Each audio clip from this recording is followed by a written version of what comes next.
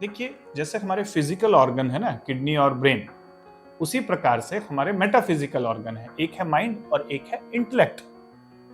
Mind पहले काम करता है, इंटेलेक्ट उसका एनालिसिस निकाल के उसका एक परसेप्शन बनाती है। माइंड लोअर लेवल का है, इंटेलेक्ट हायर लेवल का है। तो जब हम अपनी गलती स्वीकार नहीं कर पाते और उस समय हम उल्टा सीधा बोलना शुरू कर देते हैं, उस समय माइंड हाइपर एक्टिव हो रहा होता है, माइंड की इमोशनल स्टेट बिगड़ी हुई होती है और माइंड इतना हाइपर हो चुका होता है कि वो इंटेलेक्ट तक पहुंचने ही नहीं देता। लेकिन जैसे ही कुछ देर के बाद आपका माइंड शांत होता है उस प्रॉब्लम से बाहर आने के बाद, तो फिर आपकी इंटेलेक्ट एक्टिवेट हो जाती है और जब इंटेलेक्ट एक्टिवेट होती है तो आपको अपनी गलती रियलाइज होती है। लेकिन तब तक बहुत कुछ बिगड़ चुका होता है। जो वर्ड्स आपने बोल दिए, जो बिहेवियर आपने कर दिया, उसकी वजह से वो रिलेशनशिप स्पॉइल हो गई। तो इसीलिए जब भी आपको लगे कि सामने एकदम वर्स्ट कंडीशन बन रही है, उस समय अपने माइंड को शट डाउन करके इंटेलेक्ट को एक्टिवेट करना और उस समय कुछ बोलना नहीं।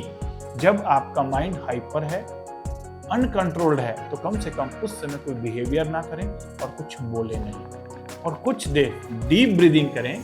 जैसे ही आप डीप ब्रीदिंग करेंगे तो आपकी इंटेलेक्ट एक्टिवेट हो जाएगी। करके देखिएगा, जब आपका माइंड हाइपर एक्टिव हो, आप अगर 2 मिनट के लिए भी नाड़ी शोधन प्राणायाम कर लेते हैं तो ईड़ा और पिंगला बैलेंस हो जाती है और सुषुम्ना एक्टिवेट होना शुरू होती है और सुषुम्ना जैसे एक्टिवेट होती है, आपकी इंटेलेक्ट एक्टिवेट हो जाती है और आपको सब कुछ क्लियर दिखाई देना शुरू हो जाता है।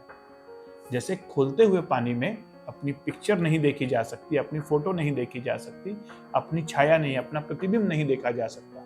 जैसे खोलते हुए पानी में आप अपनी प्रतिबिंब को नहीं देख सकते, अपनी पिक को नहीं देख सकते, उसी प्रकार से जब ये माइंड खोल रहा होता है तो इंटेलेक्ट इनएक्टिवेट हो जाती है और आपको स्पष्ट दिखाई नहीं देता। उस समय केवल और केवल शांत रहना है और कुछ देर शांति के बाद इंटेलेक्ट को एक्टिवेट होने का मौका देना है।